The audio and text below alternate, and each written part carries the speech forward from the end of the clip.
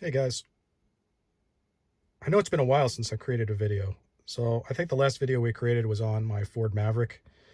This is my replacement. This is a 2024 Hyundai Santa Fe Limited Hybrid Edition. Um, so what this is a really nice daily driver.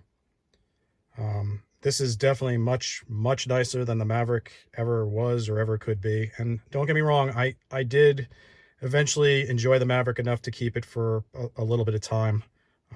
Not as long as it's been the gap between this vehicle and the Maverick, but a little bit of time. I just couldn't get over the fact of the build quality. The build quality of Maverick was just appalling. The seats were narrow.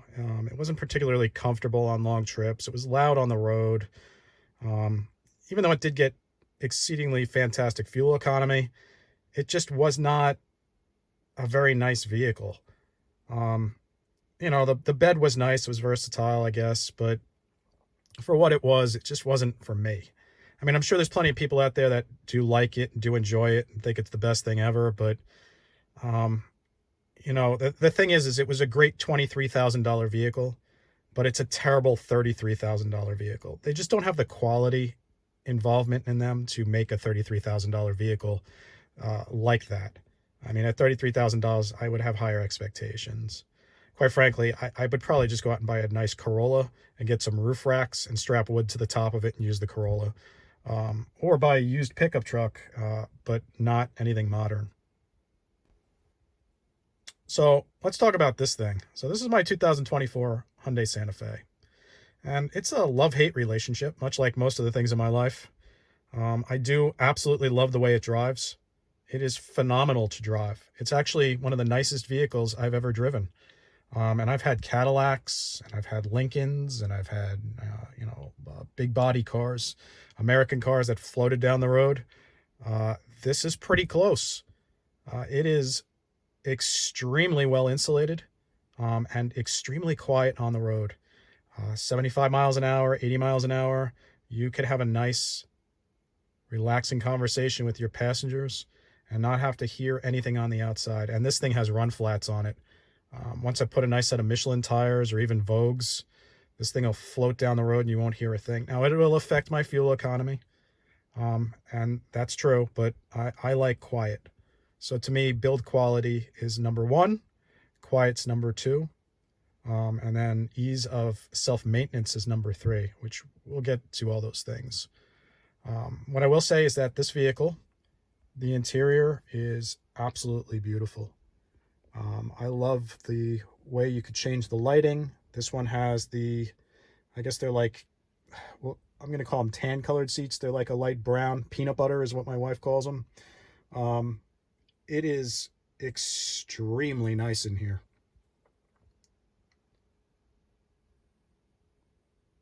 Now, something to keep in mind with this interior is that this is the limited, not the calligraphy. I actually didn't like the calligraphy's interior. Um, yeah, you could get like the lighter colored seats, the white seats, which you can't get this color in the calligraphy, but you could get the light colored seats, the white seats. The problem with them is this.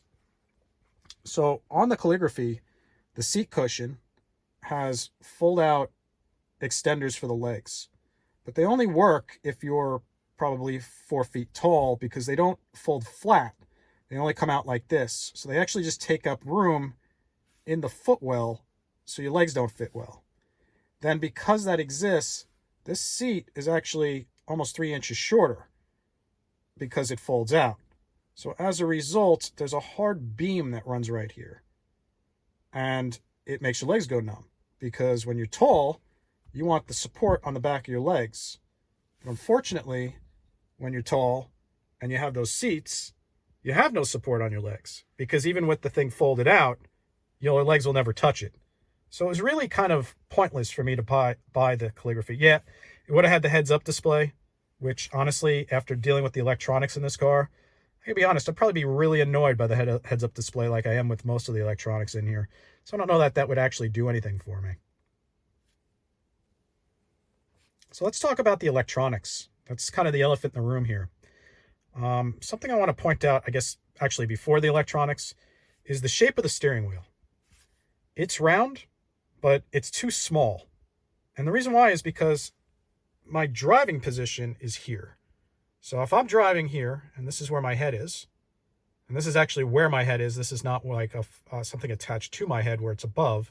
This is where my head is. So if I'm driving, and now I decide I want to put my hand on the steering wheel, what can you not see? That's right. You can't see the speedometer. So you would say, okay, well, put your hand here. Well, if you do that, then you block that sensor, which means the cruise control won't work. So you can't drive like this so you can see the speedometer. You have to drive like this. So now you can't see the speedometer. And then you say, well, it's electronic. Can't you just move that gauge over there?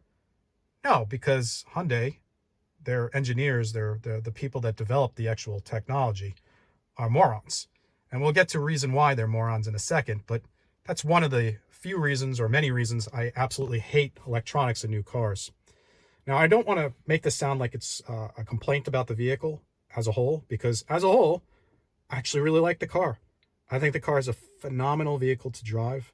It's well made, at least on the inside. We'll get to that too. But the interior is extremely well made. There's no rattles, there's no creaks, there's no squeaks, there's no noises, there's no thuds, there's nothing. It sounds like, honestly, like a Mercedes.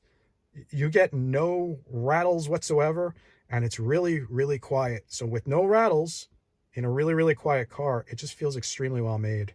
And all the materials you touch, everything you touch is soft. The steering wheel is extremely nice to touch. Even the horn cover has a little rubberized give to it. Everything feels well made. These feel like they're real aluminum. Whether or not they're real aluminum or plastic, I can't tell, but they feel real. Everything feels well made. There's some weight. Everything just feels extremely well put together, which is a really nice change, because my wife, she's got a RAV4 Prime. I'm going to be honest with you. Is it well made? Yeah, we haven't had a single problem with it. But it rattles, it squeaks, and it's all sorts of loud on the highway. There's no insulation in that thing. I swear, Toyota removed all the insulations to get the best fuel economy. And it does get phenomenal fuel economy. She drives 4 miles round trip every day. We never put gas in it. We actually put gas in it because it runs a burnout cycle where it burns off the fuel. So we have to put gas in it when it does that. But if not, we never put fuel in it. We just plug it in.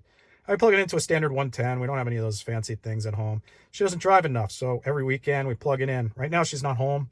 If not, I would show that car plugged into a wall, but the reality is it charges all weekend. She drives it all week and charges all weekend. It really doesn't do much. If she uses a little gas here and there, if she has to go extra places, that's fine. But there's really no reason to run fuel on that car, which is why that car is phenomenal for her. But for me, when I get into a car, I'm going to get on the highway. When I get on the highway, I don't want to hear anything other than the conversation I'm having with my wife. That's it. And as a result, this car is fantastic at that, but the RAV is terrible. The other thing about the RAV to keep in mind is the shape. So while the shape of this thing is, it is what it is, this is far from my face. In the RAV, when I drive around, the A-pillar is inches from my head. So if that airbag ever goes off, I'll probably lose my left eye socket because it's just too close. And because of the way the seating position is in the RAV, there's nowhere for you to go. So you have to sit in a certain way. But with that said, let's go back to what we're talking about here, which is the Hyundai Santa Fe. Okay, so let's talk about electronics. Electronics. So I'm an engineer by trade, and I work in the IT world, and I have been for a long, long time, probably close to 27 years now. So I know engineering. I know what has to go into things to actually get them to work correctly. And I know changing common functions and tasks that have been in vehicles for 100 years is annoying. So I would never do anything like that. But I'm convinced that the people at Hyundai who developed the technology in these cars have never driven a car. And they're designing the technology for people who should not be driving cars. And that's basically what sums up the technology in the brand new Santa Fe. But what does that mean? Okay, so I'm in a tight garage right now. I'm actually in a real tight garage. There's probably about 4 inches in front of me. And I'm guessing that we're probably close to the same in the back. I don't know if I could turn on the camera right now. Yeah, so there we go. That's the front, that's the back of the car right now. So I am inches from a set of ramps, and red line is really the stop line, and you can see the weed whacker is actually closer to the car than the stop line is. So that's the back of the car. And if we change it to the front of the car, which is really hard to do with the camera, I'm sorry. Change it to the front of the car, that's the garage door. So we're close, right? We're real close. And if you look at the 3D, we're real close on that side too.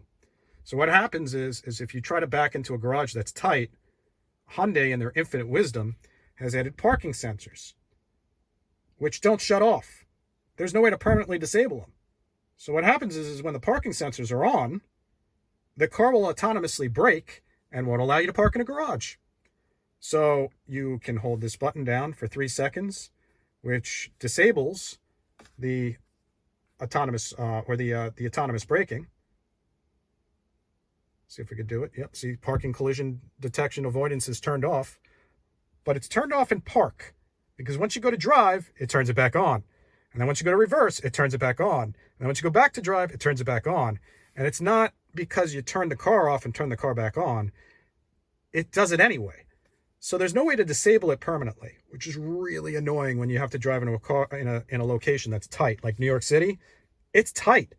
You don't want that turned on. You want that turned off, because you don't want it to autonomously brake and leave you hanging in a location that puts you in danger. But Hyundai doesn't care, because that's turned on by default and there's no way to turn it off. Okay, so that's annoying. We know that now, that that's an annoying feature and function. But let's talk about other annoying and poorly designed and developed things in here. Another one, which is pretty standard in most cars, I'm sorry if this is a little bouncy, I'm trying to make it not bouncy, is your windshield wiper blades. This car has no intermittent windshield wiper blades. It has automatic windshield wiper blades, but the vehicle's a box. So the water hits the windshield and kind of just splatters off the windshield. And as a result, they never turn on. I was in torrential downpour rain, which was part of a hurricane, and they still didn't turn on. I ended up having to use my hand and flick it up and down and up and down and up and down to automatically do it myself, because the auto feature doesn't work. So I took it to the dealership and had them look at it, and they told me that's the way it's supposed to work. So good job, Hyundai. Taking something that's literally been in a car probably for 100 years and screwing it up, that takes special talent. So at any rate, that doesn't work. So now the windshield is coated with so much Rain-X that in a rainstorm, it just doesn't stick. So I don't use it. I only use it on the low and the medium or high, which even on high, it's not fast enough. So, I mean, it's really not all that great. The windshield wiper blades in this thing and the windshield wiper design is pretty terrible, which is amazing because, they had time to develop the purple lights in the interior. But windshield wipers, I guess, were second to that. So then we can talk about the other thing, which is really great in this car, which is the headlights. So the headlights in this car, they offer a function, which is actually kind of neat. The function, so we should say it would be neat if it worked, but it doesn't work. And that's that the headlights have a function that when a car is coming in the opposite direction, the headlights are supposed to aim themselves in a way that it reduces the glare for the driver. It's supposed to make the driver, make it easier for the driver to see, because everything's got LED headlights. LED headlights by design, they don't have a focused beam. It's a very scattered beam, which is why they're extremely blinding to oncoming traffic. Why they're using them is beyond me, because high definition HID headlights were way better and still remain way better. Those plasma discharge lights are so much better than the LEDs. But as a result, when a car comes at you, they're supposed to adjust themselves in the location that they are, so that way you're not blinded. But it doesn't work. So what happens is in New York, because nobody changes their headlight bulbs, and they don't want a ticket for driving with headlights on, that have, a padiddle or one headlight out. Now, if I say that again, you're supposed to punch somebody in the ear. Just don't do it painfully. But anyway, what happens is when they're coming at you with high beams, the headlights of the car dip down and away, and then basically you take the full blast of the high beam to the face. And you're blind. You can't see anything because of the stupid design in this thing. So you think, all right, well, you know what? I could change the focus. I'll just turn the high beams on myself. But you can't, because it's got those stupid automatic high beams in it. And if you hit the forward thing, it goes to auto. If you hit the forward thing again, it goes to auto and changes the setting on the threshold. And if you hit it a third time, then it turns the high beams on. So you got to flip it 3 times and pay attention to the display rather than the car coming at you that you can't see anyway, which is just genuinely so stupid. Another way to go, Hyundai situation. Okay, so let's talk about another one of these fun things, which is this sensor right here. So that sensor does the autonomous driving, or HDA, Hyundai's automatic driving or whatever. It's not fully automatic. You still have to have your hand on the steering wheel or squeeze it every couple of seconds. All the miles that are on this thing, I've only owned it for a month and a week. It's got 2,914 miles on it. I drove it from New York to the Midwest, and from the Midwest back to New York, and New York to the Midwest, and Midwest back to New York. So a lot of travel on Interstate 80. And I'm going to tell you right now, that sensor with the HDA and the autonomous driving with the little squeeze on the steering wheel every now and then is phenomenal. It works great. It's so relaxing. You just drive, you squeeze it a little bit every now and then, and it keeps driving. It stays in the lane. It knows where the lane is. It knows how far to get close or far from a car in front of you. It picks up tractor trailers, and it'll give a wider berth on the tractor trailer so you could go around it safely. It works really, really well. But there is some limiting factors here that don't make any sense. So what are those factors? Well, this sensor needs to track your eyes. So the steering wheel needs to be adjusted so that way it's a direct line of sight to where your eyeballs are. If you're sitting too high, the sensor doesn't pick it up. If you're sitting too low, the sensor doesn't pick it up. If you turn the steering wheel, because it's not connected to the steering wheel, it's on the actual column. If you turn the steering wheel and you're making a long sweeping right turn and this blocks it, it'll shut the cruise control off. If you're turning to the right and to the left, it'll give you an alarm to alert and a vibration on the steering wheel to notify you it can't see your face, even though it's being blocked by itself. So another great design, Hyundai.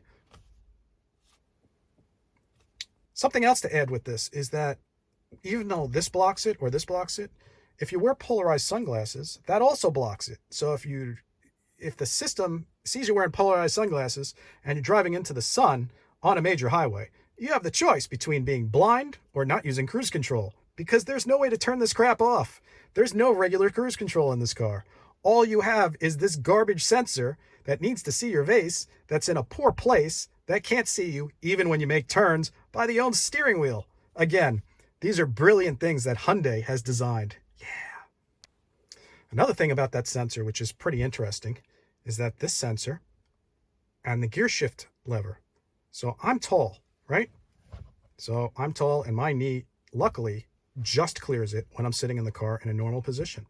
However, if you're bigger than me, and I'm 6'2" and about 190 pounds, if you're 230, 250, 300 pounds, and you're over 6'2", your knee is going to hit that, which means that this steering wheel is going to have to be raised up, which means that this sensor is not going to be in line with your face, which means that the cruise control will never work when you sit in the car. And that's just another fantastic design, Hyundai. So those are some annoying things about the vehicle that I really don't like, but I haven't even touched on the most annoying. The most annoying, and quite frankly, I think the most dangerous portion of this car that this car has is the forward-facing collision warning system. And the reason why is because the system itself doesn't see situation, right? So if you're in an intersection where, say, you're going to make a left onto a major highway, and then you may have oncoming traffic going this way towards you, right? What happens is the system sees the traffic coming towards you that's swerving around past your passenger side mirror as an imminent collision with oncoming traffic. And as a result, it will automatically lock the brakes, put the car in park, and put the thing in limp mode and leave you stranded in the middle of the intersection without any way to move until you turn the car off, open the door, close the door, turn the car back on, and then you could go again. So the design of the system is idiotic. It puts you in a situation where, God forbid, you need to move quickly or get out of it, the path of harm. It doesn't allow you to do it. It would rather you die in a situation than it would think that you know what you're doing as the driver. And that's why that's a super stupid and dangerous situation to be in, and why I personally would not recommend this vehicle to anybody that lives in an area that has, other cars on the road. because they haven't figured out a way to turn it off. Now, you would say, well, you should call Hyundai Corporate. And I did. I provided them video. I provided them addresses. I provided them audio. I provided them logs. I provided them screenshots. I even went with tape measures and measured particular lane depth and the location of stuff. And I sent them all that information. And the answer that I got back from them was, well, this is federally mandated, so we can't turn it off. So I called the National Highway Traffic Safety Administration, and guess what? It's not federally mandated. It's just not. Hyundai, I don't think they know what they're doing. I really don't. I mean, it's really not that hard, right? You need to create a car. It's a car, right? We want a car that's a car. I want a car that's a car. I don't want a car that's a laptop. I don't want it to pretend it's an onion. I don't need it to be a squirrel. I need it to be a car. That's the first thing. I mean, how hard is... They've been making them for over 100 years. Is it really that hard? Can't be that hard. So, I mean, I wouldn't recommend this vehicle for that reason. Now, I'll keep in mind that I wouldn't recommend this vehicle if you're going to buy the non-hybrid version, because, yeah, they fixed the transmission issue. So there was a recall, and the recall specifically, what it handled was the fact that the vehicle had a program in the transmission that was throwing the transmission into park at like 60 miles an hour. So, you know, what does that do? What does that do, right? So, I mean, if the vehicle gets thrown into park at 60 miles an hour, it eats the transmission, which is why all those transmissions were failing. That's why the other video exists where the individual was complaining about the issues with the Santa Fe and how he went through 3 transmissions and blah, blah, blah. They eventually figured it out. There's a fix for it. I don't know if I would buy one. I would probably wait till a 2025 model before I bought one if you're thinking about the gas version of it. Now, as far as the hybrid version is concerned, I'm going to be honest with you. I love the way it drives. I don't think at any point I've ever thought to myself, well, you know, it needs to be faster. It handles real well. In sport mode with the paddle shifts, it's a blast to drive and toss around corners. It gets up and goes fine. I don't have any issues with that. Now, I know that people complain that there's a delay in the throttle. I have experienced that. But in sport mode, it doesn't do it. So it's really easy. All you got to do is just flip this lever up and down. So down one is sport, up one is back into eco, which is the driver mode. At that point, it's really not that hard for me to do, to change the mode or the version from a light so that way I could accelerate quickly if I need to. As far as the paddle shifts are concerned, they're really kind of cool. You could upshift and downshift in sport mode and drive this thing like a sports car, or you could use the down arrow, the down paddle shift, to change the mode to put the vehicle into regen mode, so it'll automatically regen the brakes, or rather the battery of the car in the hybrid mode. So it works really well. It's really cool, and I really do enjoy that. I think it's a lot of fun to drive. Okay, so there's really only 2 other things I want to talk about with this vehicle, which one is a super unfortunate one, which has to do with BlueLink. And if we look at the screen here, we're going to see that there's an error on the screen. That's caused by me. So the fin on the roof, I disconnected the modem. There's a Verizon modem in the fin on the roof. If you pop the fin, you can pull the cable off the actual fin. And then at that point, it disables the ability for the vehicle to phone home. And there's a reason why I did that. So the BlueLink, which is an option in this vehicle, reports all of your driving data to LexisNexis, which is the main provider that provides all the data to the insurance company. Now, according to Hyundai, they don't provide personal information to the insurance company, so there's nothing to identify you as the driver.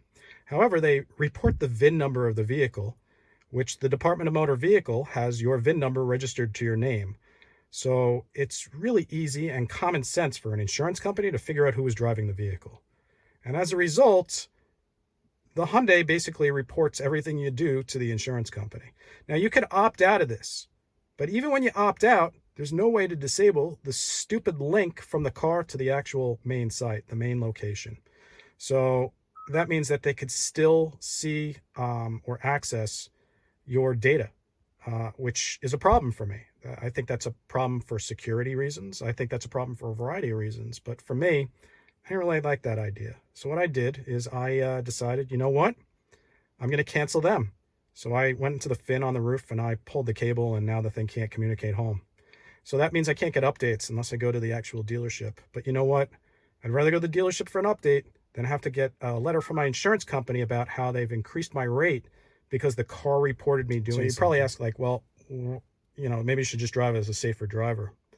But the truth is the car can't pick up situation, right? So the issue is that if you approach a light, say it's a red light, say there's a tractor trailer coming down a long hill behind you, and he loses his brakes, and you see him closing in closer and closer and closer, and you blow that light because you don't want to get creamed by the tractor trailer or have that tractor trailer have to swerve and make a decision who he wants to kill, because he's going to kill somebody in that situation. You decide that you don't want to be hit, so you're going to pull through. So you allow the tractor trailer to pass through without incident. The insurance company is going to see that as you running the red light. It's never going to see the tractor trailer behind you, which is why having these devices that track your driving is just not a smart decision, because you're allowing the insurance companies to only see the data that's flat, right? Map data. That's it. They don't see situation. And as a driver, you're the one that should really be, in control of the vehicle. It's your responsibility to control the vehicle. And I don't think that that's particularly a good system. So I disabled it. And you could disable it too. You just got to pull the cables out of the Verizon modem that's sitting on top in the fin, and it'll disable the ability for the vehicle to communicate or phone back home. So one of the last things I want to talk about with this car, and now I've shut it down at this point, but one of the last things I want to talk about with this car is fuel economy. Now, there's been a lot of reports about this not getting particularly good gas mileage. A lot of people have said that, hey, it gets 30, 28, 26 is what they're seeing. And I just don't know how or what they're doing to get that. So without it being broken in, again, it's only got 2,900 miles on it. So without it really being broken in, it took a lot of major highway rides. And I was averaging 35 at 75 to 80 miles an hour with the cruise on, and this thing able to see my face. It worked fine. I honestly didn't have an issue. Once I got back into town in New York and driving through the city and stuff, I really get between like 40 and 45 as my daily. That's typically what I get as far as fuel economy. Now, if I drive like, a madman, like if I go over the border into Jersey and I start hitting up the curvy roads in northern Jersey, then yeah, I could probably get it down into 26 when I'm riding through the paddle shifts, keeping it in high RPM. Absolutely. But if I'm just driving it like a normal person in the city, I get great fuel economy. I usually go probably a month probably about 2 weeks, 2.5 weeks on a tank of gas, which is pretty good for me. I mean, I typically don't track it like that because I don't care as much as most people. I just don't want it to drain my bank account. And this thing really doesn't drain my bank account. It actually gets phenomenal fuel economy, and it's easy to see out of, and it's easy to park. I mean, when you turn the crap off, but it's easy to park. I'm trying to think if there's anything else that I could. Oh, so the 2023 Hyundai Santa Fe and the 2022 Hyundai Santa Fe with the same motor and drivetrain, because it is the same drivetrain, right? So the 2024, they changed the body, but the drivetrain for the hybrid is the same as the 23. This suffers from the same stupid issue as all those, which is the Hyundai hybrid click. And if you don't know what that is, or hybrid tick, look it up on Google. But basically, it's people complaining that it sounds like rod knock. It's not rod knock. I know for a fact it's not rod knock. With that said, it is probably a relay ticking. There's probably a relay somewhere that isn't particularly well developed or designed, and as a result, it ticks when it gets hot. I have a feeling it has to do with something with the cooling of the battery pack, and the tick is just the relay opening and closing something in the battery compartment for the coolant flow. Eventually it goes away, and you could drive it hard and you don't hear it, but if you drive it soft, you do hear it. I don't think it's a tick. I mean, you could shut off the engine, you could hear it outside the car when it's blazing hot. So usually if the engine's off and you still hear the tick, it's not rod knock. With that said, it is not the most refined feeling 1.6 turbo I've ever been in. But I could see why people would love it in like a little sports car or a little sports coupe or a sports sedan. It probably sounds real nice and works real well in those cars. In this, it's a little heavy. So there's a little turbo lag. There's a little bit of stuff. I mean, it's not the greatest, but it's plenty quick for what it is. Again, never had a problem with that. I wouldn't call it a complaint. It's plenty quick. and it rides so nice. Honestly, I wouldn't care. It's not a race car. So last thing I want to talk about with this vehicle is paint quality and the way it looks. You know, a lot of people don't like the way it looks because of the real low taillights, and on certain colors, I'll agree. It's just not my cup of tea. But I like the way it looks in black. I really don't think that the low taillights bother me so much in black. I like the aluminum strips on the side of it and the limited trim.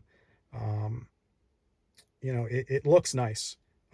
With that said, the paint quality is appalling. It honestly looks like it was painted with a roller. I think I've done better jobs with less orange peel using a rattle can in a garage and a Bondo filled car. So I don't know. I don't know who painted it or what method they used to paint it, but the quality of the paint is nowhere near like a Mercedes. It's nowhere near even a Toyota. It's nowhere near even a Honda Civic. It's just not anywhere as nice as the Japanese paint quality. So don't go into this expecting it to have phenomenal paint. I've even clay barred it to try to get some of the peel out and used a wheel and some compound to try to get it out. And it's so poorly painted that you would have to strip it and repaint it, I think, to actually get it to clean up. So I wouldn't call the paint good. The other thing I would point out is that the sunroof in this thing is stupid. It's small. It really is. It pops out and opens up, so there is some space of air moving, but it's not that big. I mean, even when it's closed, it looks big, but when it's open, because of the way the track is designed, you really don't get that much space as far as an open top feeling. So you may want to just skip the sunroofs altogether and just get an SE or SEL trim without them. And then as far as the rest of the interior is concerned, if I haven't said it already, it's absolutely beautiful in here. The faux wood feels real. All the little pieces, the materials all feel real. Everything's real sharp and shiny and touch. Everything feels like it just feels good. So I think it's a really nice car. And if you're looking for a really nice car, I wouldn't rule it out unless they don't fix the forward collision mitigation system. At that point, I would rule it out. I would tell you that if you're somebody that knows how to drive a vehicle, it'll scare you, and there's no way to disable it. And it causes you to have additional stress when driving that's not necessary.